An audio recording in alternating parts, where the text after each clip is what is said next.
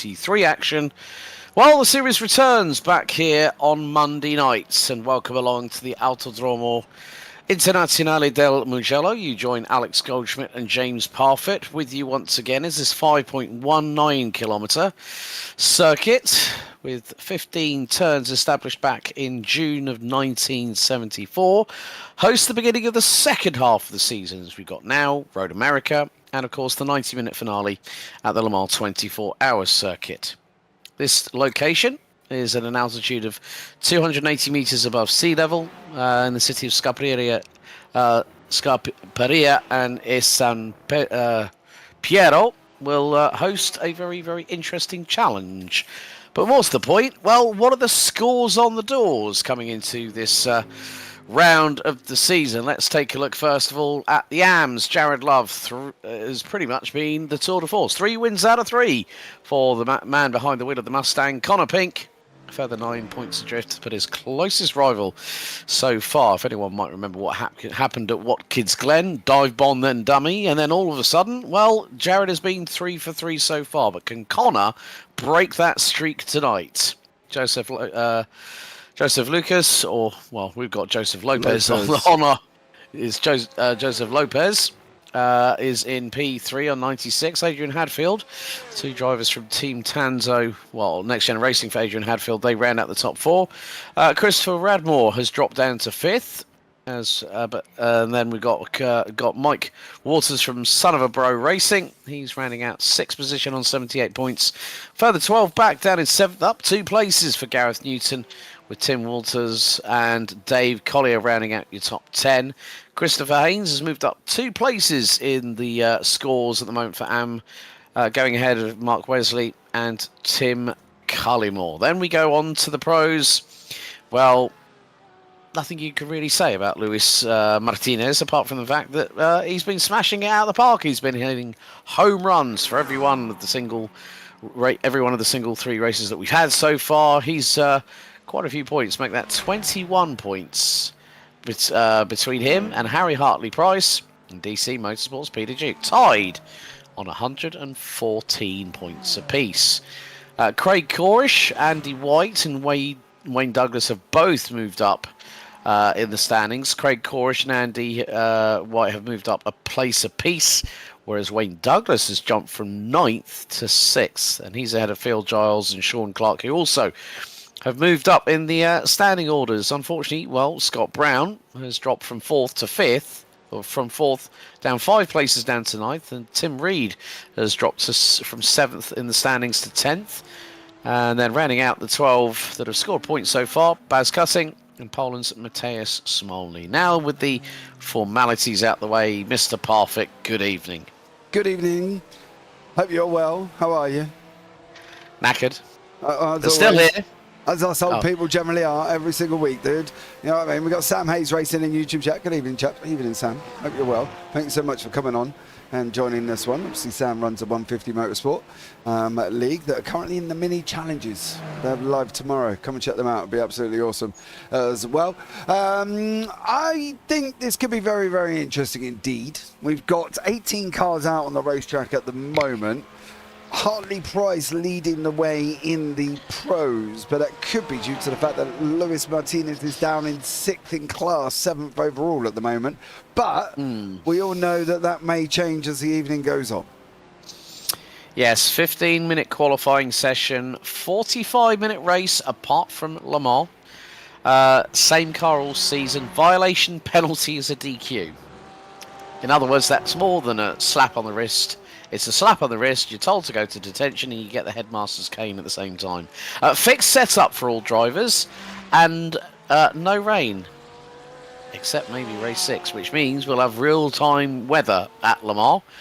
And if rain hits, prepare to throw the toys out the pram, drivers, because that's going to be a 90-minute race. Weather will be variable, we have been told. Mandatory pit stop. For the 45-minute races, drivers are limited to 50% fuel. And then, well, this is something we talked at the beginning of the season at Red Bull Ring, didn't we, James? That tyres, it's the choice of the drivers if they change. But at Le Mans, you're definitely going to see that there will be some alternative 3000 IQ strats employed, so to speak. Yeah, I'm going to be interested to see how these guys get on, to be fair, because when you go into endurance series, you do double stint, okay? You can double stint the tyres for about an hour and 30 minutes, give or take. That's where you roughly would be. I'll be interested to see who does double stint the tyres. Le Mans in conjunction with some circuits, Alex, you got to think there's lots of long straights, right? You go out through Tetra Rouge and then yong, that's about it, with a chicane in the middle, and then yong with another chicane, and then yong down into Mulsanne Corner. You know, so there isn't high pressure on tyres, so I'd be interested to see if anybody does actually change, or whether or not people are going to double stint needs to see how they get on and minimise their stops. But you know, look, hey, I'm up here for a reason, right? I'm not down on the racetrack, partly because I can't drive for toffee, but I think it'll be interesting to see how these guys get on and what they're actually going to plan on doing there at Le Mans, to be honest. Yeah, Harry Hartley-Price leading the way. Peter Duke in the number 177 Acura NSX GT3 is third ahead of Andy White, and then it's another Mustang, Jared Love, the Flying Scotsman in the number 10, leading the AM class, is currently P4 at the moment, currently in the pit lane. Luis Martinez, as you said, down in 7th, and has only managed his best lap, a 1:47.8 flat. That is nearly that's 8/10 of a second behind Harry Hartley-Price. So Martinez, the only driver to score wins in Pro. Very much the same story as Jared Love in AM. Very long straight here as well at Mugello, coming out of Buccini and then going into San Donato at turn number 1. And then you've got the twisty stuff. You've got Luco, Poggioseco, Materazzi, Borgo San Lorenzo, and then Casanova Savelli. That's an interesting complex. And then you've got the 2 corners at Arrabbiata. Oh, that's not what you want to do there at Casanova Savelli. No, I'm afraid, Mike Walters. I was just going to big him up. He's like a JPB tribute livery. Is Mike? He's got the logo there. He's got it on the roof. He's got one of the old logo styles on the back. He's got it down the side of the car there, and he's even got the saying on the left-hand side as well. Bless him at the same time. So unfortunately for Mike, though, he has just gone and binned it. So there you go. I don't know what that tells him about having our logo all over his car. Well, that's at his discretion, and we'll leave that topic at that, shall we? Yeah, that was nothing to do with me. No. Sophie Alves says, evening. Looking forward to tonight's race. Going to be an interesting one. Indeed, it will be, Sophie. Mateusz Szmolny, the man from Poland, who's right down at the bottom of the standings, has also had a couple of moments himself.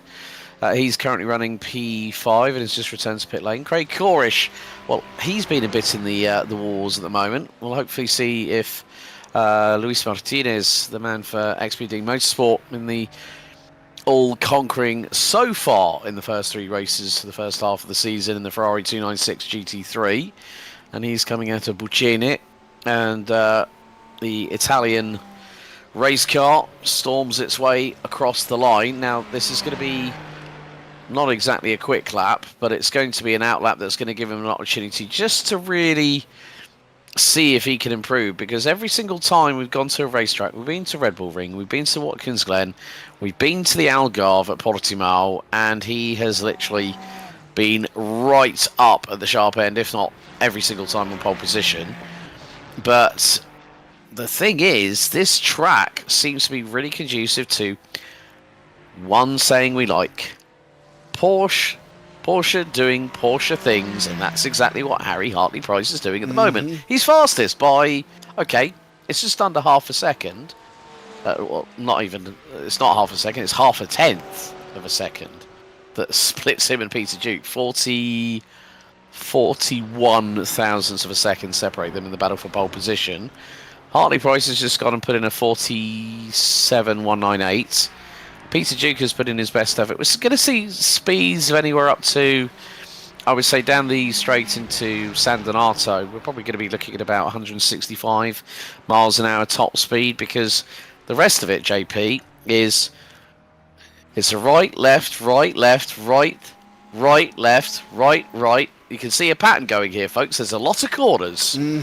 Absolutely, and I think that's going to be the thing for this. I've driven this circuit. I was in the old V8 Supercar Gen 2s, I believe. It was actually a Gen 2. driving this circuit, and it was very, very difficult in there, right? I'm not going to lie. Those cars are literally too much power for diddly little wheels, basically.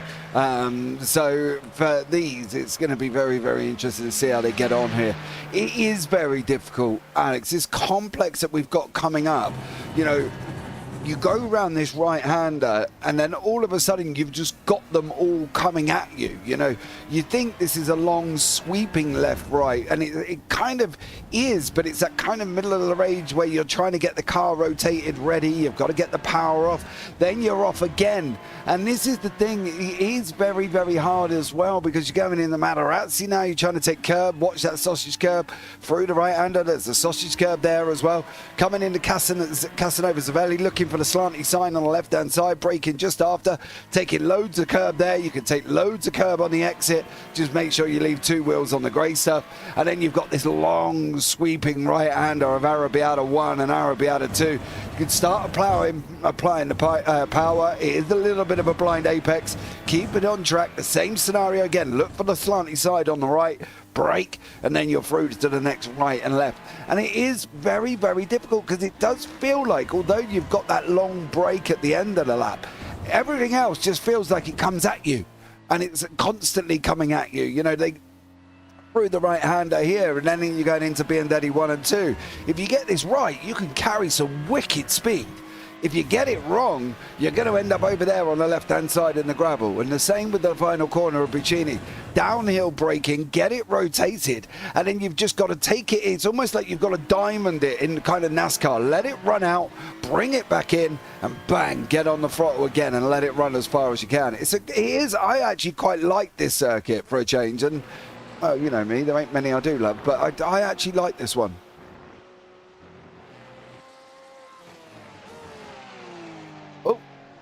We lost Alex. I believe we might have done. No, you haven't. No, you haven't. No, you haven't. I forgot to put my mic down. Sorry. Hold the phone.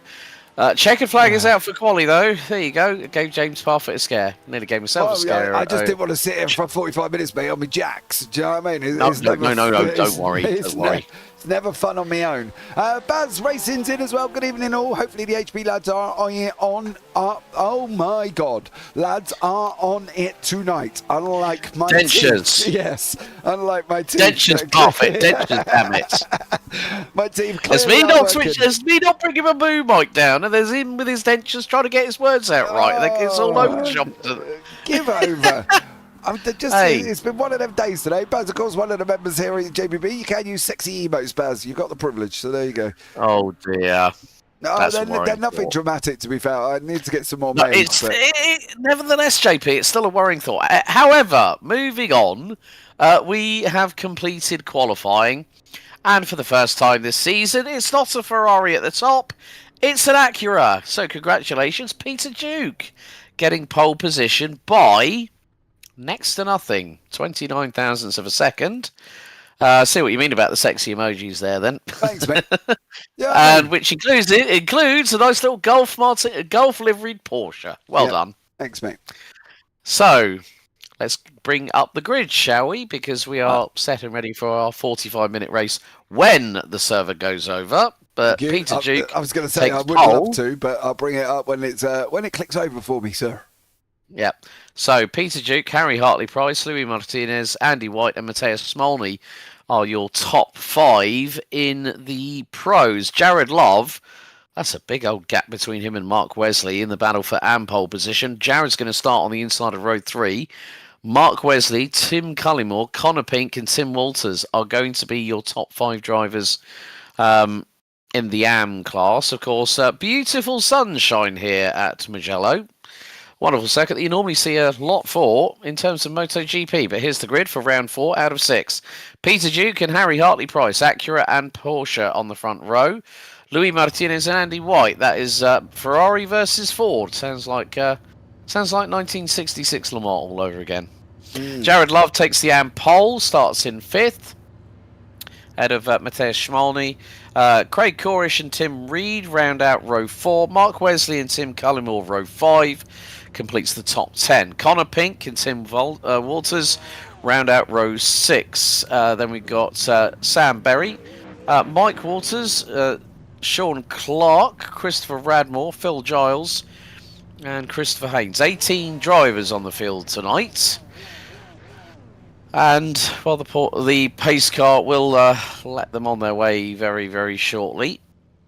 But it's all that important run down to San Donato, where MotoGP bikes at this circuit would go north of about 330 kilometers an hour. We're going to be about, what, probably 70 kilometers an hour away from that.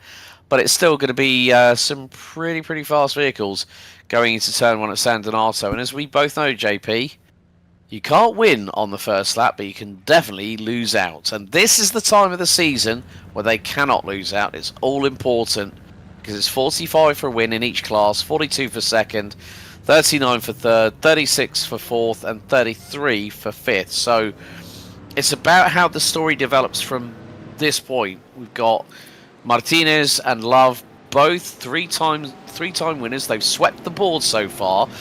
Could we see maybe an opportunity for someone else to be that shining light tonight in both the Pro and the AM classifications? Yeah, Duke's got a good chance if he can hold back Harry Hartley-Price. Luis Martinez put himself in third in the end. That's going to be a very interesting scenario for them. Jared Love, unless he makes a major boo-boo, mate, I can't see Wesley Cullimore or Pink getting near him. That's no offence to the guys in behind him, but there's got to be some major hiccup that I think is going to cause Jared Love some issues. I know it seems a bit one-sided, but unfortunately, by what we've seen throughout this season, mate, it definitely looks like it could be. Well, we want to make sure a championship goes down to the wire, and that will be at Le Mans, where anything can happen. So Duke and Hartley-Price will lead the way in the Pro class. Top two in AM will be Love and Wesley. But there's three cars of Schmalny, Corish and Reed that people like Cullimore and Pink are going to have to get past. And that ain't going to be easy. As the Porsche pace car peels into the distance, Duke and Hartley-Price become the de facto leading cars. They've got to keep them at a consistent pace. Safety car in the pit lane as we will wait for the lights to... Oh, he's definitely bolted. And Martinez has already got the jump on Hartley-Price. So, lights go on. And round 4 of Clark St. James Tanso Racing Group action is underway here at Mugello. And into San Donato. Martinez sweeping the Ferrari to the outside. Is he going to go for it? He's going to give it a shot. And that... Oh, no. He's going to be hung out to dry a little bit there. So, Hartley-Price get the run going into Luco here at turn number 2. Then into the right-hander here at Poggio Secco before Materazzi and Borgo San Lorenzo. Before one of the favourite complexes. Oh, Jared Love nearly had a code brown there coming out of Poggio Secco as they go into Borgo San Lorenzo now. So Poggio Secco is where Love dropped the left rear wheel on the gravel big time. Into Casanova Savelli down the hill.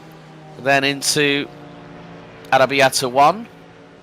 Little dab of brakes there from Peter Duke, but Hartley-Price is really starting to reel a little bit up the hill through Arrabbiata 2, then into Scarperia and Palagio, and Hartley-Price is looking for that move, but Peter Duke able to cover it off.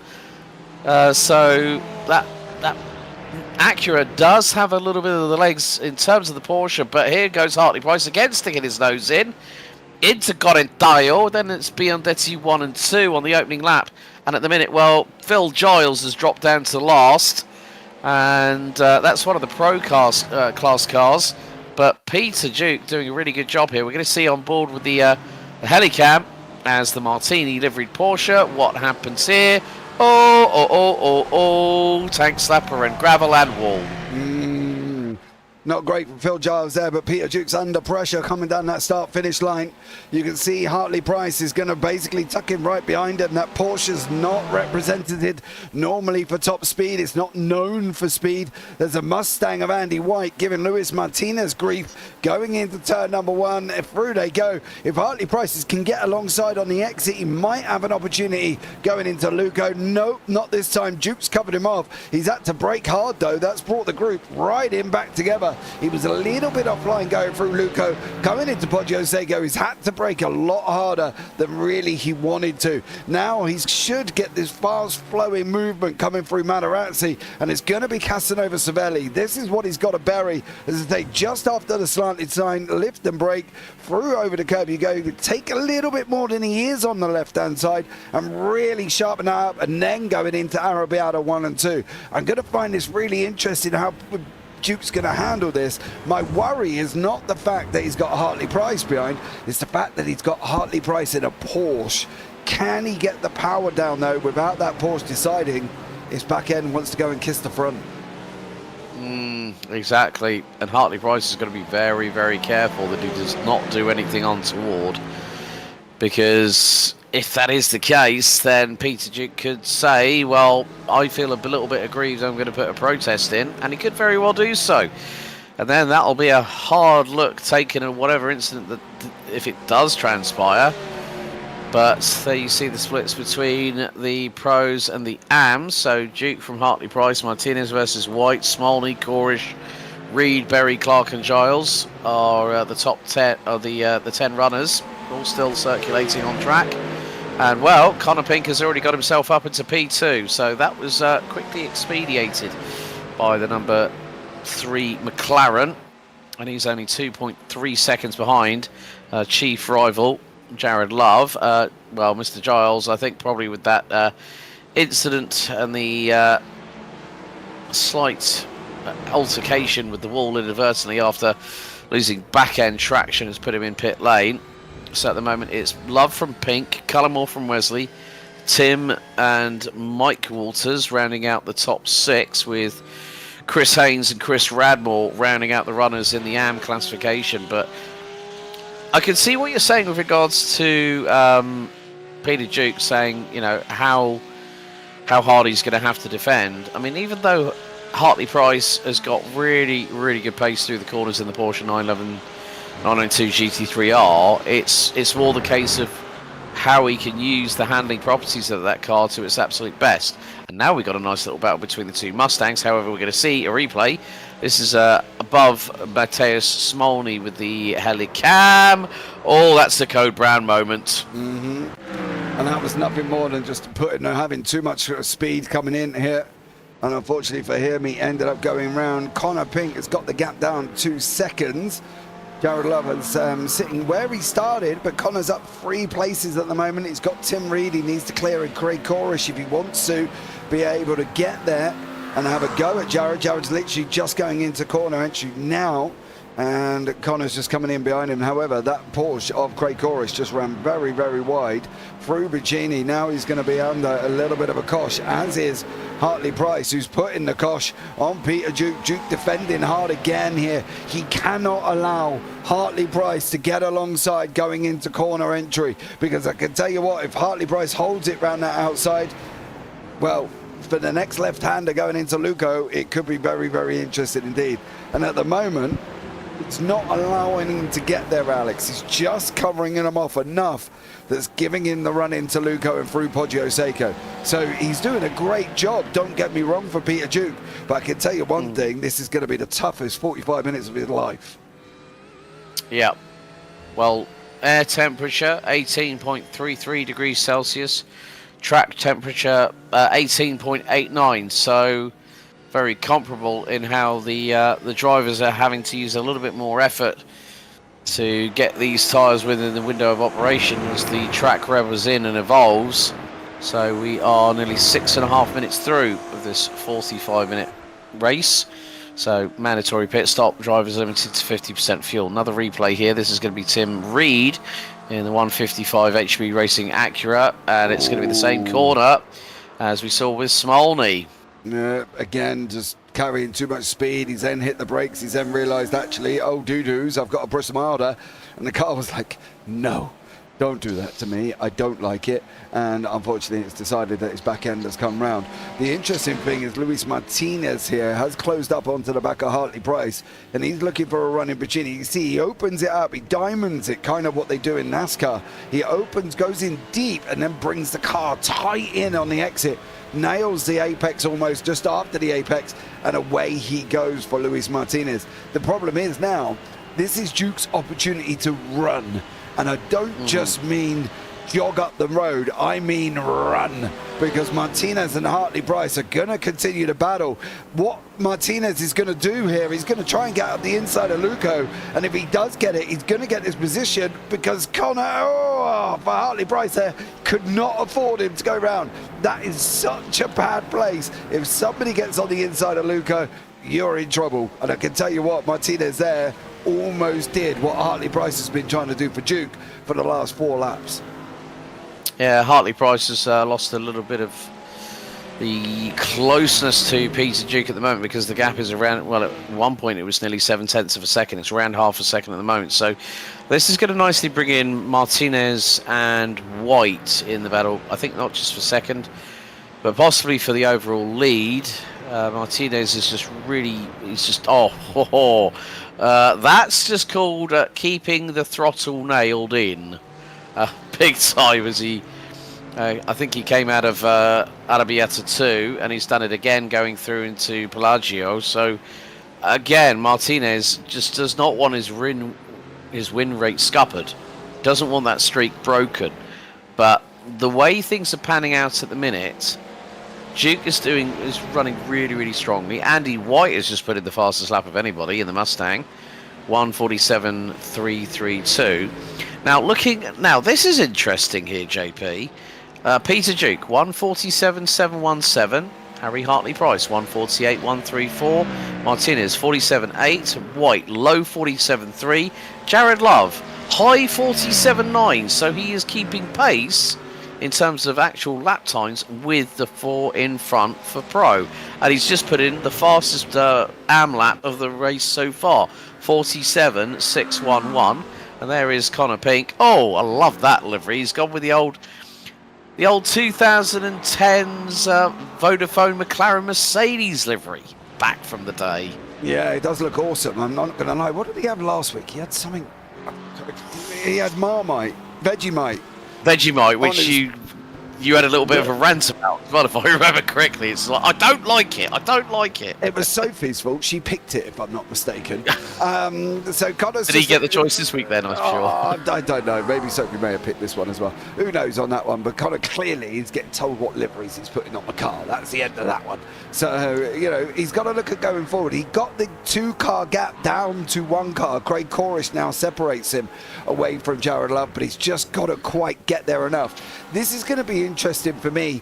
Shimoni and Berry, 2 pros, are fighting behind 2 AMs. So whether or not they're going to get there, we're going to find out as well. So I love Sophie. Let's not do this again. Hashtag Team Vegemite, she's put. Okay, that discussion is now water under the bridge as far as I'm concerned. So moving on, we've just gone past the 10.5 minute mark.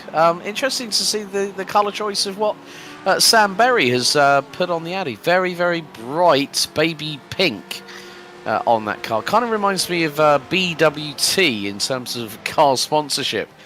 Not just in Formula 1, but also in GT racing and also DTM, because they, at one point, were the colours of the car that Lucas Auer, the nephew of Gerhard Berger, ran in DTM a few years back. But yeah, this could be a quite interesting battle. 2 of the big sports car companies within the VW conglomerate going toe-to-toe here at Mugello. And this could be a quite interesting one. This is for 6th in the pro class, let's not forget here. And, don't start blinking there, Mr. Berry. That is not going to do you any favours at all, especially when it comes to our friend Mr. Netcode. Don't want to be doing that. I can tell you that much. And these guys have got, however, Mike Waters has just had some dramatics. He's facing the wrong way. Why are you facing the wrong way, dear. Mike? I tell you what, my poor old logo is the old school one is getting a battering at the moment, depending. Oh. No, Oh, good lad. Yeah. Kept it out of the wall. Kept it out of the wall. But for Mike, I don't know what he's done. He's going to have to, I don't know. Maybe he'll blame me for that one. Was it you? Oh, Mike. Oh, dear. Oh, he's done it again. 2 code brands within a minute and a half. Oh, them tyres are absolutely roasted. Hartley Price has broken away from Martinez and is now back with Duke, which Duke did not want, bro. You can guarantee Duke is sat there going, please don't do that. Please, please, Martinez, put him under pressure. Because Duke had extended to about 8 tenths, but it clearly just shows how quicker Hartley Price is to get that gap back in again. Into Bacini you go, and this is going to be a draft train now. They're going to follow each other, and it's going to be led by the old captain up the front there, Mr. Peter Duke. He's doing a pretty solid job at the moment. The gap between the top 3 is less than half a second. The Ferrari's got the closing rate. It's millimeters between. Oh, little bit of a dummy there from Luis Martinez into turn 1 at San Donato. That was so close. That was so close for Martinez and Hartley Price for having contact going to the inside. I mean, Duke did the right thing. He just held his station, knew exactly where he thought, okay, this is where the Acura feels comfortable. Martinez went, right, I'm going for it. Hartley Price went, oh, I need to get past Peter quickly because Luis is just right on my tail. And this has brought in Andy White. Andy White is now only half a second behind the Ferrari. So, folks, pick a winner from this one. And if you say you're sitting on the fence, you know what happens when that occurs. Yeah, you end up getting splinters on your bottom. So there we go. We jump on board with Martinez. He's chasing down. Yeah. He was not chasing him down. Oh. He's going for it now. Up the inside. Oh, Hartley Price still carries the speed around and tank slapper from the back axle. Get it. Oh, no. That car was so unsteady. I think it's like someone grabbed it like the rear wing like a swing and started swinging it forwards and backwards, but in Martinez's case it was side to side. The back end was so loose that would have swapped axles if it had gone even more wayward. Oh, they were so close.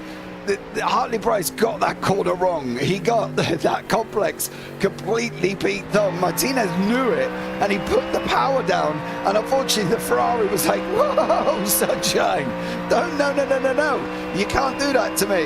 And unfortunately he just couldn't get it down. The back end of that Ferrari was just fishtailing through the corner because he knew that Hartley Price had got it wrong. That was the thing for Martinez. He knew he had to try, and he did, and he just applied the power far too much there, unfortunately. So these 4 not leaving each other alone. Jared Love, how are we getting on? Well, we are now 3 seconds behind in front of Craig Corish just got Jared Love. Oh, blimey, they swapped places 1, 2, 3, 4, 5 times here as well. This is going to be an interesting one to keep an eye on because there's one. Yes, so that was Jared making a bit of a faux pas, so Craig fires it around the outside, and then like literally keeps ahead. Jared's got the inside line after steadying himself after that Code Brown moment, and then Craig is going to try and look to the inside. Jared covers off the racing line again through there, and then Craig is going to sweep to the outside and try for the crisscross. Or does he go round the outside? Does the old Slim Shady? Yes. Well, good effort there, Craig. And he's going to get it done down the start-finish straight coming out of Buccini. So he got the run. He just kept it really, really wide on that cambered left-hander. And Jared Love really couldn't do anything, had nothing to say about it, because it was just like, well, I'm not battling him. I'm battling Connor. But if I can put a car between myself and Connor, I'm really, really happy. But at the moment, well, there's a lot of time. It's 3.25 seconds. Someone's also kicking up the dust. Yeah, I'm just surprised that Porsche had the speed to outdo that Mustang. I am so shocked, in fact, that Porsche even had the capabilities and the gruff to go and do that Mustang, what he just did to him. Because not only did he get past him going around Buccini and sweeping around the outside, he also pulled away to him until pulled away from him when we got into San Donato. So I don't know what the Porsches all of a sudden got on their hands to Craig Corish, but whatever he's got it quicker than Connor Pink and anybody else behind him, because he is flying in that Porsche. That was smooth from Corish. It was. You're right there, Sophie. Well done. I think the Porsche is starting to come into the window now, really, really getting some pace. And Well, Peter Duke has got Harry Hartley-Price trying to dive up the inside of him. That was through into Materazzi, into Borgo San Lorenzo. Then Casanova Savelli, down the hill they go. And again, Duke just able to extend that window of opportunity, the gap between himself and Hartley-Price. And once again, Martinez and White. I mean, look at the gaps between them, pretty much equidistant at the minute, around about 0.3 of a second between each car. They were just under a second shy of each other from front to rear of this quartet. So, and Hartley-Price is really putting the feelers out. But look at Martinez, he's even more braver on the brakes. Now through out of Pelagio, into Correntaya they go. And, well, who's going to pull the trigger first? Well, it's not just on the pit stops, it's about who's going to make the move that could be, in some respects here, JP, they are so equal, these four drivers, that if someone makes a boo-boo, well, the other three are going to literally take complete and full, unmitigated advantage of it. Yeah. They're not going to get a second bite at this cherry, okay? Yeah. If they get it wrong, and Hartley-Price say he runs into Duke, or Duke checks up, or something goes on where these two end up making contact, Martinez is just going to be like, woohoo! Christmas, baby! Oh, he's been sold to dummy, Duke! You've been sold to dummy, you've got to run round! Oh! He turns around to Hartley-Price's nose and says, no, no, no, son! Off you go. Kim Kardashian knows a great plastic surgeon. Or that was Peter Duke's older version of saying "nuh-uh" to Harry Hartley-Price at that point. If anyone's seen the memes on Instagram reels, it's just like he just went, you are not getting past me, sunshine. And that was perfectly timed by Peter Duke, because he knows that car is stable. Whereas Hartley-Price, it's rather than the sense of urgency, it's the sense of there's a little bit of desperation, especially when you're trying to sell a dummy like that on someone who has now been leading for nearly half of this race. We're 19 minutes in, 26 to go, and Peter Duke is just putting on an absolute masterclass of how to run an accurate NSX GT3 round Mugello. And because he's at front, folks, he has the beauty of the right of way as the leader of the pack. But there are three hungry individuals, including a Mustang at the back of the train, that want to try and get past him as quickly as possible. But now going through into the Biondetti complex through 1 and 2, and then the run into Buccine. Again, it's just like as he comes out of corners, Duke is able to stretch maybe an additional car length or two between himself and Hartley-Price. And here comes Martinez. Martinez could have a better run coming out of Buccine. And now down towards San Donato here as we complete what will be lap 11 on to lap 12. That closing rate looks pretty equidistant between the four cars as they all start jockeying for position. Hartley-Price trying to go around the outside of Duke. Martinez is trying to go for the switcheroo, and at the moment, well, he's nearly got it done, but it was not quite there. He needed to be right on the rear diffuser of Hartley-Price for that to work. Yeah, I don't know what these guys have done over this week, but this is what we wanted from the other part of the season earlier on. We didn't want to see Martinez run away with it as much as he did. We didn't want to see that domination. We wanted this. This is what we wanted with these 4, 5, really, because Korish is coming into effect. He's just in the background there, going for it. I am completely shocked, though, and I will tell you now, I don't know what this setup is like on this Mustang, but I can tell you now, working well in regards to giving it its top end it needs. Andy White has not quite got the speed, and when you see Korish outpower Love down that long straightaway, you definitely know the fixed setup is very, very much more dominated to downforce than it is to speed, because normally that Mustang would just be off he goes like a hungry lion, and White has got nothing for him. Love, if anything, has lost 1.1 seconds behind Korish, but fortunately, he's still going quicker than Connor Pink at the moment, and that gap's extended. But I can tell you one thing, this fixed setup on this Mustang, very dominated to downforce rather than it is to speed.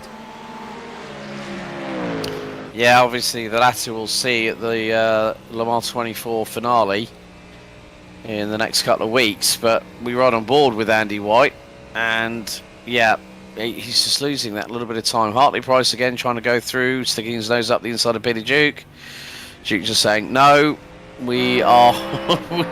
as you said, yeah, this is something we've been anticipating. What's more, folks, in the top 4 of Pro, we have 4 different manufacturers. Acura, Porsche, Ferrari, and the good old blue oval, Ford. And it's now just a case of Martinez is trying to put the pressure on Hartley Price, who's got this big conundrum, isn't he? He's between a rock and a hard place. He's got the unstoppable force in front of him and the immovable, well, it's the unstoppable force behind him and the immovable object of an Acura NSX in front of him, so to speak. Yeah, Hartley Price is going to get absolutely sick and tired of staring at Peter Duke's rear end. He's probably read 177 Pro for the last 13 laps and is probably doing his nutting, to be blatantly honest, because he cannot get through.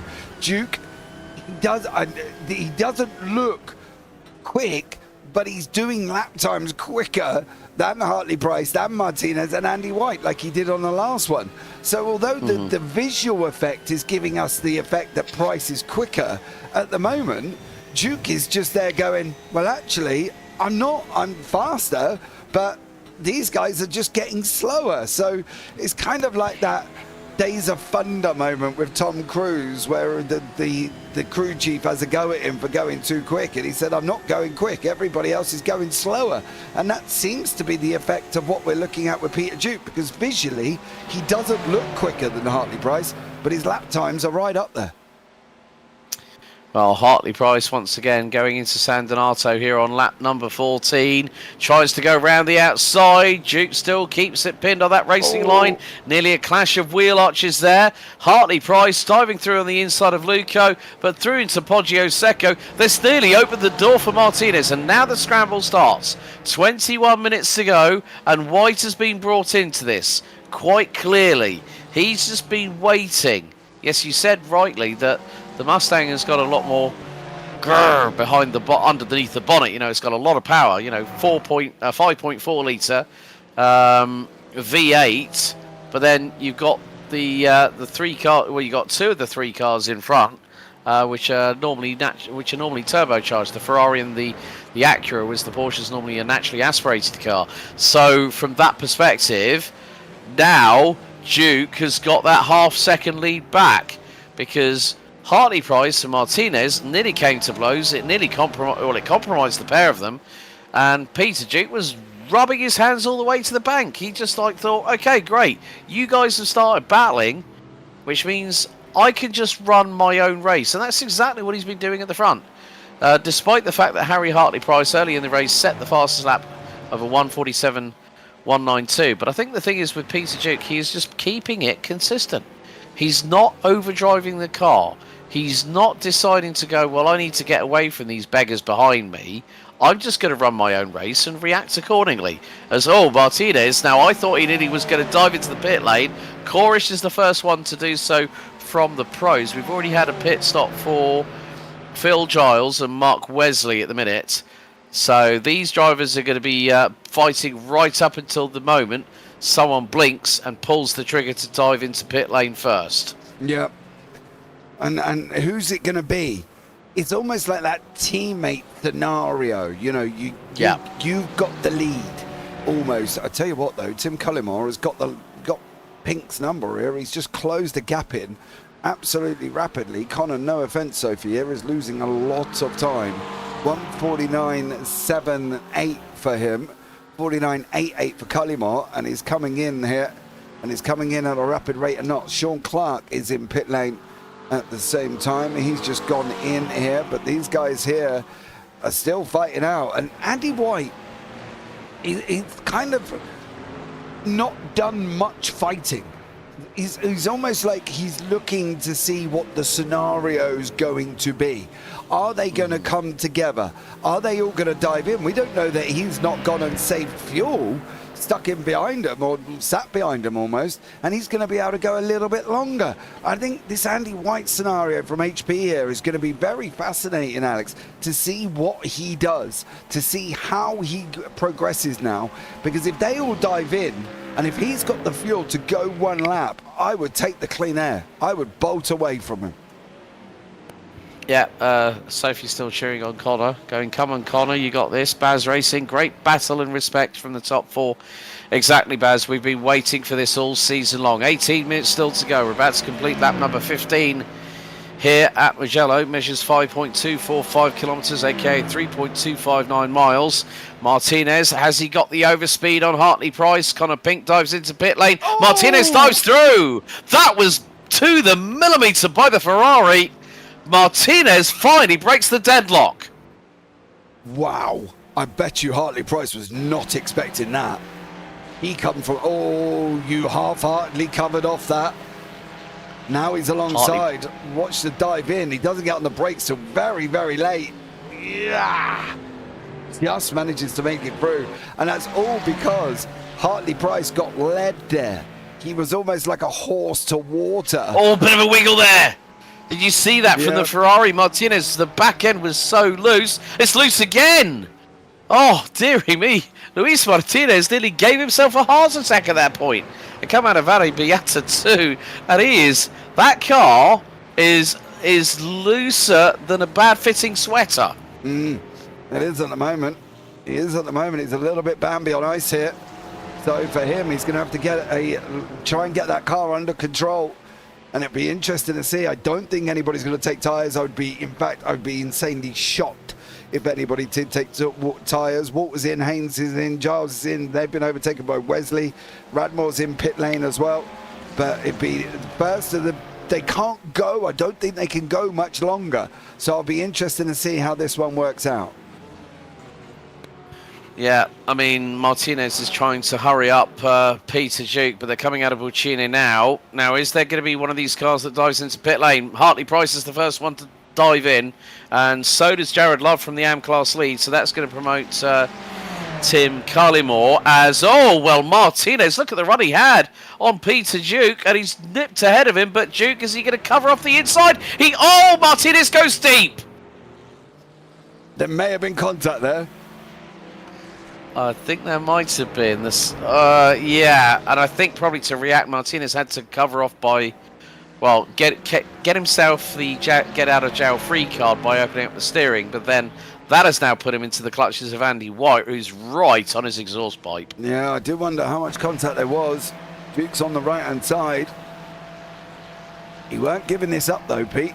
He was holding on to it here. Oh, Martinez, you've got to decide. You're either going to shut the door or you're going to leave it open. You can't do a bit of twice, a bit of like indecisiveness, because unfortunately that's what happens.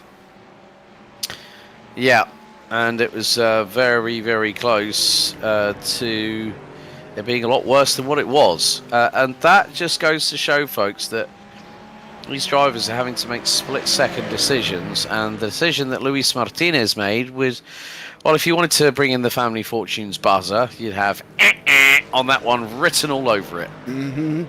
Absolutely, and he's just got to now.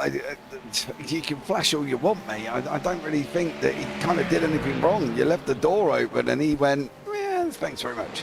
I'll have some of that." So, unfortunately, dude, you got to either shut it, or you've just got to let him rob you. And it looks like he did there. Duke's in, Martinez is in, White is in. Where is Hartley Price? He's all the way around the backside at the moment, going into Corinteo. So we're going to find out how close he comes out in conjunction to them too. Cullimore has just pitted, so that's going to promote... that's interesting. What on earth Jared Love was in the pits for 53 seconds. Oh, dear. No, he wasn't. He was in for 1 minute 23, and he got a speeding penalty. Oh, so the speeding penalty would have been the stop seconds. and so that 40 seconds. Ouch. It's coming pit lane far too hot here. Let's have a listen.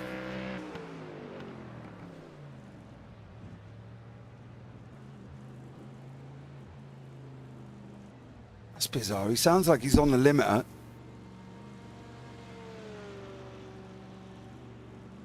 It is a 40-second pit time, though. Yeah.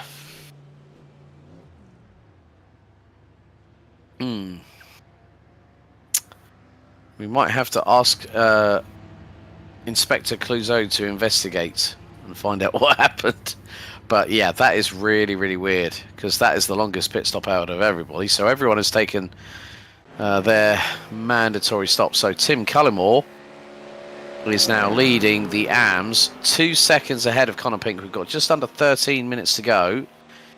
So we see Conor Love going into San Donato 158 in 158 miles an hour in 6th gear. And there, right behind him, is Sean Clark in the number 68. Ooh, so Martinez. Sorry, Alex. Duke's lost out. He's Yeah, I was lost out in gonna pit say. lane somehow. Peter Duke. What's happened? Martinez was at. Oh, Martinez. Oh, out early. Martinez was 82,000. Yeah, he was 8/10. Yeah, he was actually 8/10 quicker on his marks, getting everything sorted, ready for the return to racing. So that's why Peter Duke has ended up second, rather than possibly just up the rear exhaust pipe of Hartley Price. So lap 19 gets underway here at Mugello, and well, Luis Martinez back at the front end of the field, but Hartley Price, Duke and White. Well, White, I would say that if you want to put on an outside bet, you could say Andy White, but look who's in the background closing in. He's just under 1.9 seconds behind, and that is Craig Corish. And Corish started 7th on the grid, now runs top 5. Tim Cullimore in the 42 Porsche is leading in the AMS from Connor Pink. And Paul West 72, Connor ahead of Love, question mark. Yes, he is. And looking, yeah, that has cost Jordan quite a lot of time. That has cost him 33 seconds in terms of on-track positioning, let's say. So Jared's got to try and really, in the words of Joey Hand, ex-DTM BMW Works driver and now Ford Performance driver, Jared Love's got to do a bit of giddy up and get going. And more than cancer, he's got to try and fly his way past the opposition, but with 10.5 minutes to go, I think that could be a tall order to climb. If he was like 5 to 6 seconds back, then you might say that he might have a bit of a chance. Oh, bro, he's got no hope. No hope. He's 28 seconds behind Connor Pink. 28. That's never going to happen. The most that Connor could have wished for was getting out in first place in the pit cycle, but he didn't manage that either. Cullimore was nearly a second quicker. In fact, it was 1.22 seconds faster over the whole pit lane cycle. So from lane to stop to lane again, it was 1.2 seconds he lost to Cullimore. And now Connor 2.31.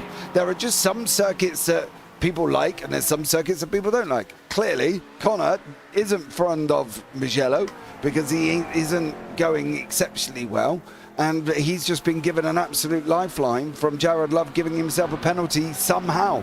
I still don't know how, Alex, because the weirdest thing was you could physically hear that Mustang on the limiter going down pit lane.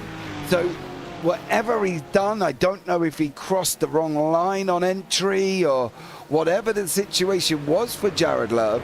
Whatever he did at some point here.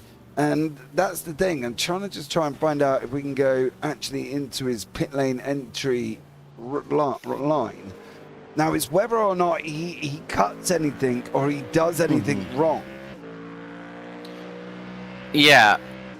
He's entered the pits fine. He's put on the anchors. Oh, he's in 3rd gear. So I think it's probably his pit lane entrance then. Because look, if he was on the limiter, what gear would he be in? Well, probably either 1st or 2nd, I would have thought. But exactly. So he was in 3rd gear going into He changed down to third from fourth. So I think that's where the pit lane penalty has come in. Yeah. So he slowed it down, but not enough, as Andy White switches to the outside of Peter Duke. And this is the battle for P3. So what is White planning here? If he pulls this off, it could be a brave one, or if not, it could be from hero to zero. So into San Donato, he was about a quarter of a car length ahead. But the thing is, he can try and come back at Luco. He's going to give it. Oh, he's. Yeah, but then Peter's just going to try and come back at him out of Poggio Secco. No, Andy White completed it. That was a brilliant tactical bit of driving there from Andy White, and it gets the HB Racing Mustang up to third. But then Peter Duke from DC Motorsport will be trying to claw back that position. But look at where Craig Corrish is. Craig is on the verge of possibly, if these two have a tangle of some description, or they start fighting significantly, then Craig is going to be there or thereabouts and might have a chance to get the old bog off, buy one, get one free special. Well, maybe, but for Andy White now, he's got to try and escape. He's got to try and escape here as best as he possibly can over Corrish. And I'm going to find it very, very interesting to see here and see what goes on. This is the side of Duke we need to see. And we need him to go now. He led from the front and defended like a trooper, but we now need a Peter Duke to attack. We now need a Duke to go and be the lion. Do you know what I mean? And not just, get rolled over here. We need him to be that bigger person, and hopefully this is what we're going to find out and see what happens. He's got to give it the berries, as good old James Parfitt would say, hasn't he? He's got to give it the berries. He's got to go for it. Leave everything on the table. But now Corrish is there, so it's a bit of a combo sandwich at the moment. I think you've got a GT3 Clark St James Club sandwich at the moment. You've got Mustang bread at the top. You got the filling of an Acura, and then a Porsche at the bottom for that lower layer of bread. So, but now, that Mustang is starting to pull away. So, and Andy White that was a bit really too close coming out of Borgo San Lorenzo into Casanova Savelli. If Andy White was even more over into that gravel, well, that could have hooked a wheel and spun him around. But where it would have spun him to could have been maybe disastrous for the two behind, because we have seen it before where drivers have been that little bit overzealous. They go over the line, they kick up the gravel, and then for some reason it hooks onto the tyre, spins the car around, and then puts it straight into oncoming traffic. But luckily enough, White was still able to keep the throttle buried to the floor. It was full on hammer down, and he kept it still in third. But look, now he's got nearly a second over Pete Duke. So Peter Duke has got to worry about the Porsche behind him. Corrish is on the move. Yeah, Corrish has been looking quick and it's got quicker and quicker as this has gone on, to be fair. So it'll be interesting to see whether or not Corrish can get Duke here and how Duke's going to defend this. He's got to, in an ideal world, defend it no different to what he did in the first half of the race before the cycle. Yes, he got done in the cycle, and that wasn't, that may have been his fault. He may have overfueled. Martinez may have to fuel save. I don't know what the scenario is going to be, but for at the moment, Peter Duke, he's now just got to try and stay ahead of Corrish, and Hartley Price has got to try and get hold of Martinez, because they're not going to get long left here. Yeah, 4 minutes and 22 seconds. We're on lap number 23. And this is going into Matarazzi, then into Borgo San Lorenzo, and then it's going to be the downhill dip into the right-left combination at Casanova Savelli. And the lead gap is now 0.3 of a second. And in the meantime, Andy White now finds himself in P3, 1.7 seconds behind, into Arrabbiata Uno e Due, which is 1 and 2. And that Porsche seems to be a little bit more composed. I would say that Martinez is starting to struggle a little bit in the Ferrari, because he's that back end seems a little bit loose and probably not conducive to how Luis Martinez would probably have if he had open setup. Then I think that car would be a little bit more dialed in. But everyone's in the same boat. Everyone's having to deal with a fixed setup as they go into Biondetti 1 and 2, and Hartley Price just staying with Martinez, just letting him know that he's there. And then the next time, as we come out of Buccine, well, they've been running on effectively 140, high 147 nines, low 148 zeros. So I would say we would have this and 2 more laps remaining, possibly. But Hartley Price is trying to get that overspeed, and he nearly went for the late brake manoeuvre and dive up the inside of Martinez into San Donato, but that gap still equidistant, around about 2.5 to 3/10 of a second between race leader Martinez, who started, let's not forget, on the inside of row number 2 from P3. But Hartley Price is definitely putting the pressure on him to see if he can force a mistake from the Spaniard. He definitely is. He's trying his absolute hardest here. And I'll be interested to see whether or not Martinez is going to crack. I think it might only be just about one more here. It depends on where are they, Arabiata 1 and 2. I think it's going to be one more because they've only got about 23 seconds, if that, to get round the rest of the racetrack, and that's not going to be possible. So it was going to be final lap last time, and we're going to have the final lap this time, I should say. So lap 20. Oh! Did you see in the background there? Andy White completely sideways flat chat, kicks up the gravel, still keeps the throttle planted in, still keeps it pointing in the same direction. That was definitely a possible defibrillator requirement there for the number 1 Mustang, but he kept it all together, gathered it all back up, took a couple of deep breaths and just went, okay, you're fine, you're fine. But yeah, I think you might be right.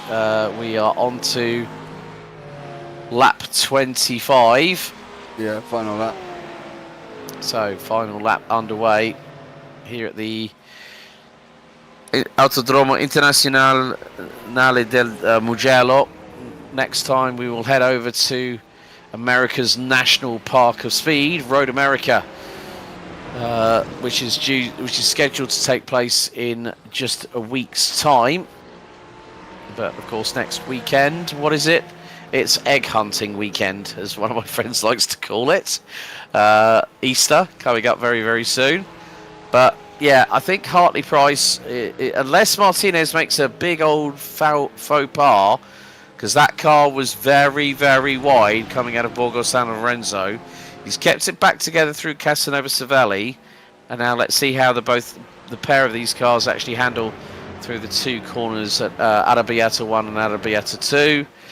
Looks like Hartley Price just seems very, very comfortable, but that Porsche is struggling with regards to the straight-out battle for speed, as you rightly said, JP. As the timer hit 0, we're going down to Correntaio for what is going to be the final time here on lap number 25. Hartley Price, well, he really needs to be a lot closer than that to have a last-ditch attack at Luis Martinez. Yeah.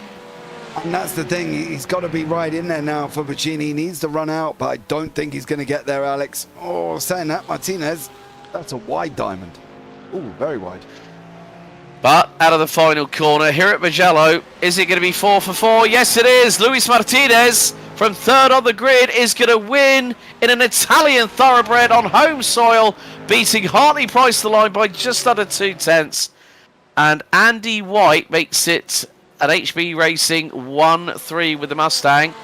But surprise, surprise, the love streak is over. Cullimore wins in the number 42. Well, what can you say about that? Connor Pink will finish 2nd, and he will close that gap to the man in front by 6 points. Oh, Jared Love, you've got to do some fighting back at Road America. I can tell you of that much, as the number 10 from Scotland will finish ahead of Tim Walters in the Hoonigan Pikes Peak Edition Porsche, and that was just by over a quarter of a second. Sam Clark for HB Racing, he makes his way out of Buccine, and the JPB tribute livery band, we're going to call him from now on, Mike Walters in the 84 Acura, is going to cross the line, and that will put him 5th in AM. Then we just got a few more drivers. Well, unfortunately, Chris Radmore retired on lap 18. So we just got Mark Wesley, who finishes in 15th overall. Chris Haynes and the Martini livery tribute band of Phil Giles rounds out the 17 finishes, but 4 for XBD Racing's Luis Martinez, the Spanish Matador, takes the 4th overall win of the season. Harry Hartley-Price and Andy White, the 2 for HB Racing, round out the podium. In Pro, God, it was so close for Peter Duke, but that pit stop phase just really sort of put the final nail in the coffin and dropped the Acura driver off of the, if not just the win, but also the top 3. Craig Corish coming back with a fantastic second half of the race to finish P5. Tim Cullimore takes the win in the AM class. 4 successive second place finishes for Connor Pink in P7 overall. Matthias Smolny having a better result than he did last time at the Algarve. Sam Berry and Tim Reed next up. They complete the top 10. Jared Love 3rd in AM. So that is going to put him on 39 points. So the differential between Connor Pink and Jared Love is going to be only reduced by 3 points. And we got Tim Walters, Sean Clark. Mike Walters rounds out the top 5 in the AM category ahead of Mark Wesley, Chris Haynes, Phil Giles and Chris Radmore rounding out the 18 strong, with only Radmore not finishing the race 8 laps from the checkered. Unfortunately, we did lose Radmore early on that one, but look, that was great racing. I've got to be honest, they absolutely smashed it, and wow. You start working your way through the interviews, buddy. Okay, what I'm going to do first of all is let's see. You know what? This man does need to come in. Let's bring in Peter Duke first of all. Your man must have put a little less. Oh, Peter, you're live in the interview booth. Okay. Sorry. Well, firstly, what a first stint for you. Like, literally, you were putting the car exactly where you needed to. You bolted at the start from pole. Harry gave you a little bit of jip in the early stages of the race, and so were Andy and Luis trying to do so early doors. But you just kept it parked on the racing line. You were just literally keeping it where you needed it to be. Yeah. You were comfortable. The car looked really, really hooked up, didn't it? Yeah, no, had a good qualifying, managed to put it in pole by, I don't know what, it was minute. But in GT3s it's important to get good qualifying time, so I managed to get away, but I knew Harry had good race pace, and Lewis and Andy, the 4 of us, I think it's one of the best races I've been involved in a while, but I kept until the fuel. I think maybe put 1 litre too much in, and that was just, I think, the wee amount that Lewis got out past me and Andy pulled in behind me. But I can't complain. I'm getting closer to these guys. If you'd asked me last year would I be racing with these guys, I would have said no way. But it's brilliant to be up at the front because these guys are super quick. Yeah, I think that additional litre cost you about 8 tenths of a second on your pit marks in the pit lane. But the racing was so close. Like all 4 of you. We couldn't really separate you. It's like everyone was magnetized at the front and rear bumpers for pretty much 17 laps, apart from Harry, who decided to break the train early by going in a lap earlier, and that gave him the opportunity to have a chance for fighting for the win. But I think that's what it is. Like you said, Peter, is saying about last year and now this year. That I think Baz, our good friend Baz, who hasn't been able to race tonight, but he's back with us next time. He said it was a race that was really, really clean, and I think James summed it up best by saying, "This is what we have been waiting to see." Luis not getting it all his own way this time, because the last 3 races he was away and clear and no one could really touch him. Yeah, no, it shows. I think the 4 of us have a lot of respect for each other. You know, it's a long race. You know, if someone's coming up your left-hand side, you give them enough room. It's like Andy could pass me. We were side by side in the chicane, but we knew each other was there. You know, so there's a lot of respect between the 4 of us there. And you know, at the end of the day, it's good, clean, quick racing, and it was just a joy to be in it today. I loved it. Brilliant. Well, we've got a few more drivers to get through, Peter. But JP, have you got any questions for Peter? No, dude. I just wanted to see you attack like you defended. Yeah, my tires went off slightly, and I just couldn't keep the pace.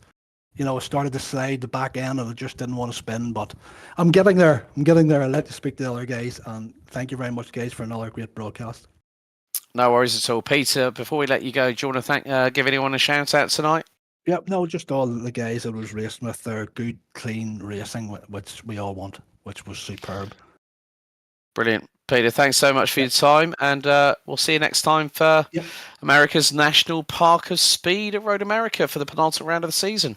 I have the bat first. There you go. All right. Brilliant. See you later, guys. Thank you. Take care. Cheers, Peter. Okay, bye-bye. Right. A big thank you there from Peter Duke. You know what? We've been waiting for this individual to jump into the waiting interview booth. Let's bring him in. From XBD Racing, it's 4 for Spain's Luis Martinez. Luis, congratulations. A difficult qualifying session, because for the first 3 rounds at Red Bull Ring, Watkins Glen and Portimao, we saw you lead from pole position and no one could touch you, but a very different story tonight. Yeah, hi guys. Good Hi, night mate. to everyone. Today was really difficult because I didn't have any time to practice this circuit. And also I realized that Ferrari wasn't the fastest car here. I'm not saying the other weeks were that, but it is like you were on ice every corner you do. The control, the traction control was really low, and even if you put 30% of throttle, you were sliding in every corner. So I was like, yeah, like a dentist. What, pulling teeth out one by one? Yeah, I think we could see that at times, Luis, where you throw it into one corner and then we could see that the rear end of the Ferrari was very, very unstable. But then I think it was the move that caught myself and James, and I think everyone watching, all by surprise, where you literally launched it up the inside of Harry with millimeters to spare going into San Donato. Like, the closing rate on Harry in the Porsche was mighty. And then we saw that Harry just left that window of opportunity for the inside line for you to dive through. I mean, how late were you on the brakes? I mean, it must have been at the 50-meter board, I'm sure. At the first part of the race, I just was braking really early, because I wasn't have the best car just to maintain a lead. So I thought, well, let's go for a strategy and save the most amount of fuel I could. And yeah, maybe there was like 2 moves like in the first corner that were really late braking moves, and yeah, saved that for maybe a couple of inches. And yeah, it was really though there, but maybe the strategy was the best opportunity to me tonight. I think, to be honest with you, I think that was probably the most hardest you've worked for a victory so far this season. So congratulations, 4 wins in a row heading into Road America for round 5. thank you very much for taking the time to talk to us, Luis, and congratulations. Anyone you'd like to give a thank you to before we let you go? Just everyone who joins the race tonight. It was really enjoyable. Brilliant. Luis Martinez, thank you very much for joining us, and we'll see you for the penultimate round at Road America. Yeah, thank you, guys. See you next round. Big thank you there to Luis Martinez. Let's bring in our runner-up. He's gotten close, but not quite close enough. Maybe the last 2 rounds could be something for Harry Hartley-Price. Let's bring him in. Harry, we've just had to drag you in to the post-race interview show. Good evening. Hello. How are you all? Not too bad.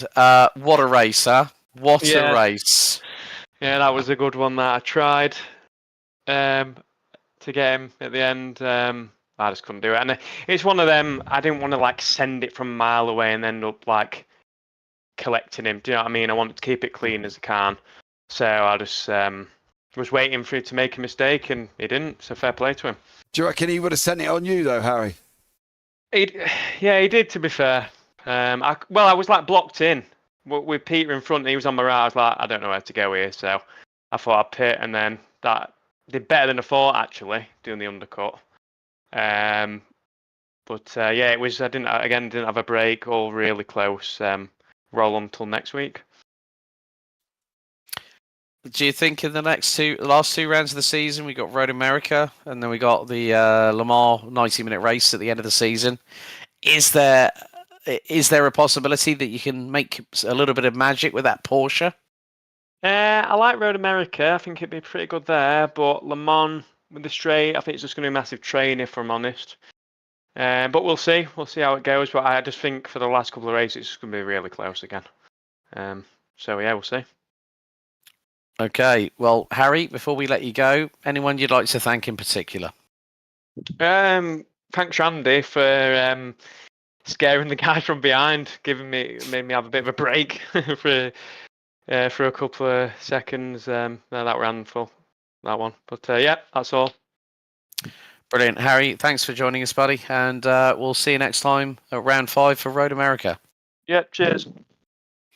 So a big thank you there to Harry Hartley-Price. Let's see.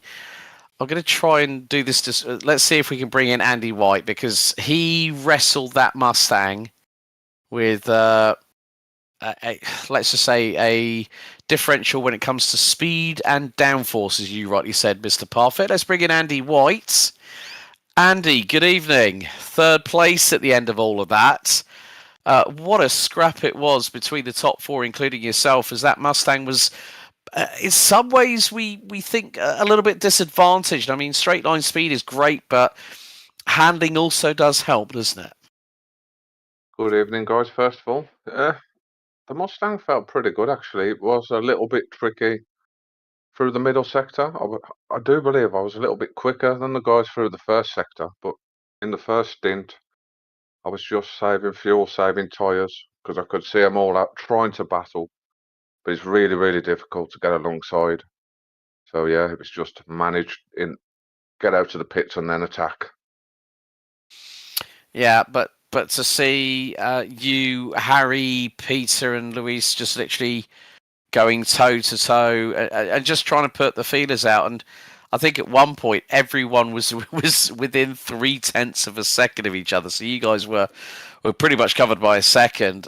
It's really good that when we see someone like Luis, who for the last 3 rounds, and he was able to put it on pole, able to get away, but this time we found out from him that he didn't have a chance to practice, so he wasn't. I think he didn't have the advantage that we've seen in the previous 3 rounds, but it was still good to see that close respect, that close sportsmanship in terms of the racing out here at Mugello. Wouldn't you agree? Oh, I agree 100%, and it was great to actually be somewhere close to Lewis at the end of the race. It's usually I'm 30 seconds behind or something like that, so that was good. And yeah, it was just all good, trying to leave each other space, just trying not to be the one to cause the big carnage and take everybody out. Mm-hmm. Now, next week we go to America's National Park of Speed, Road America. Should hopefully be a good one for the Stang, especially around the back stretch, which is quite lengthy, then going down into the hill at turns 10A and 10B. That should be a good one for you in the Mustang, I would think.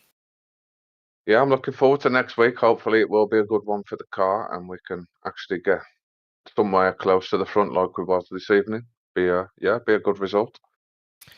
Brilliant. Well, Andy, congratulations on your third place finish. Anyone you want to give a shout out to before we let you go?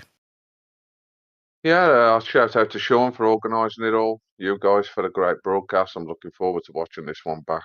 And all the guys at HB Racing. Well done. Brilliant. Andy, thanks a lot for your time. We'll see you next week at Road America. See you next week, gents. Take care, mate. So big thank you there to Andy White. Well, we've got one more interview to wrap things up. Let's bring him into the booth. Not quite the win, but second, and puts actually he's finished ahead of his rival, Jared Love. Connor Pink, welcome in. How are you? Hello. Yeah, good. Thanks, guys. How are you? Firstly, I have to commend you on the Vodafone McLaren Mercedes livery tribute band there this evening. Yeah. That definitely was eye catching, even with the sponsorship logos on there down pat.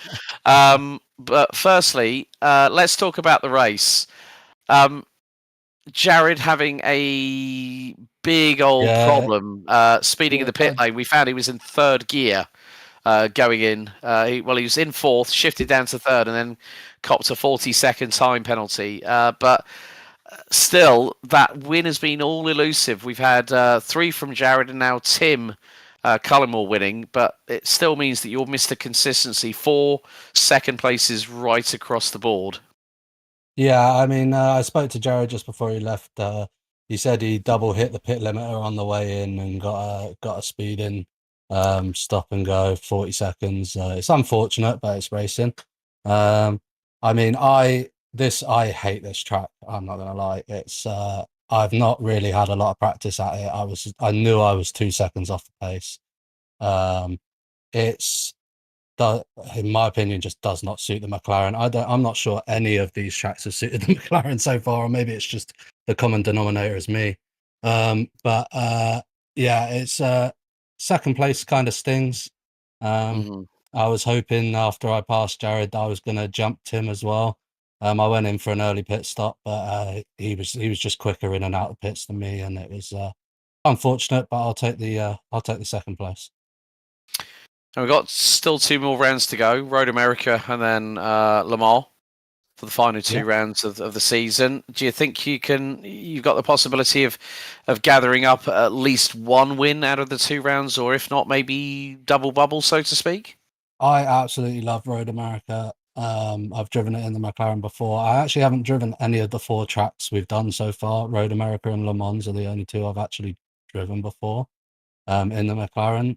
So I'm hoping next week will be a good result. Jared is ridiculously quick, and to keep up with him is very difficult. So if he gets ahead of me, it's a difficult one to claw back. But yeah, we'll see. Hopefully next week and the week after will be good. Okay, well, thanks for jumping in and having a chat with us. Anyone you'd like to say thank you to before we let you go tonight?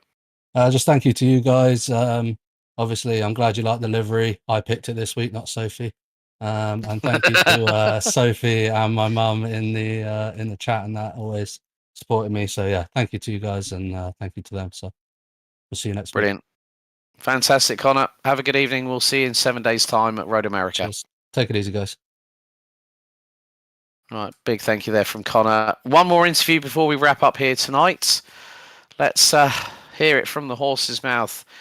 Jared Love joins us. Jared, well, the winning streak is finally over. Just explain to us what happened in the pit lane. Yeah, so accidentally disabled the pit limiter for about a millisecond. That took me to about 63 miles an hour. And if that justifies a 40-second hold, unfortunately. But it was looking so good. The car was really, really complimentary to your driving style. We saw that you qualified P5, which was a pretty good result. And you looked pretty good on pace, but yeah, it can be disappointing when that happens. Did you feel that there was a possibility of continuing that winning streak if you'd managed to not have that penalty and keep with Tim and keep with Connor for the race win? Yeah, absolutely. I feel like I had a kind of flawless race. No major mistakes at all, albeit a few minor mistakes that just kept me away from the top sort of 4 in the first few laps. They're just so consistent. Mm-hmm. But next week and then the week after, we've got 2 circuits that should suit the 5.4 litre V8 underneath the bonnet of that pony car. How are you feeling ahead of Road America and Le Mans? Road America is a brilliant, brilliant track. Not done a lot of GT3s in it. A couple of weeks ago, I won a couple of endurance races on the GT4s. So know the track well, and hopefully it doesn't take me too long to sort of adjust my braking points and whatnot for the GT3 and Le Mans. Yeah, just an iconic, fantastic track. I think the potential of rain could be a bit exciting, but yeah, looking forward to both of them. Brilliant. Anyone you'd like to thank before we let you go, Jared? Yeah, as usual, my wife. Currently driving into work. If you can hear why my mic sounds a bit weird, I thought I would join for an interview and explain what happened. About to start night shift, so looking forward to that, of course. Brilliant, Jared. We look forward to seeing you next time out for Road America round 5, and let's see if you can get back to winning ways, buddy. Well done. Yep, hope so. Cheers, guys. Thank you. So, last but by certainly no means least, Jared Love there. James, well, 1 win streak is over. Another one continues into Road America for the penultimate round of the season, America's National Park of Speed. That could be a bit of an attrition rate there, couldn't it? Yeah, absolutely. It's going to be an absolutely banging one. They've got to get 2, 3, 4, and 5 correct, because the rest of it should be pretty easy. Indeed. Well, folks, that really wraps up our coverage of the Clark St. James Tanso Racing Group GT3 Season 6, Round 4 here at Mugello. Next time out, we're at America's Nationals, Park of Speed, Road America. A big thank you to joining myself, Alex Goldschmidt, and James Parfitt. If you want a bit of Radicals action, the Trophy.ai Radical SR8 Championship is currently underway, Season 3, Round 7 at Rudskogen. Then also early doors tomorrow. Autobahn Sports Car Challenge Season 14. It's the All-Star Race at Fuji. Then we've got the FDL Player 1 SimGear SFL Championship Round 2 at Hockenheim. 150 Motorsport returns. Donington Park Mini Challenge Cup Round 1. We've got BSC Spring at Bristol. Triple Bypass at Eldora. The Sports Car Association Americas, Round 3 goes to Road Atlanta. J2 ICS Endurance Series at Aragon, League 0 at Sebring, IGP Fun at Motegi, and so much more. A big thank you to you all watching. This has been a JP Broadcasting Network production. And as I always like to say, race hard, race fair, and if in doubt, well, you better go flat out. Thanks for watching. We'll see you next time. Goodbye.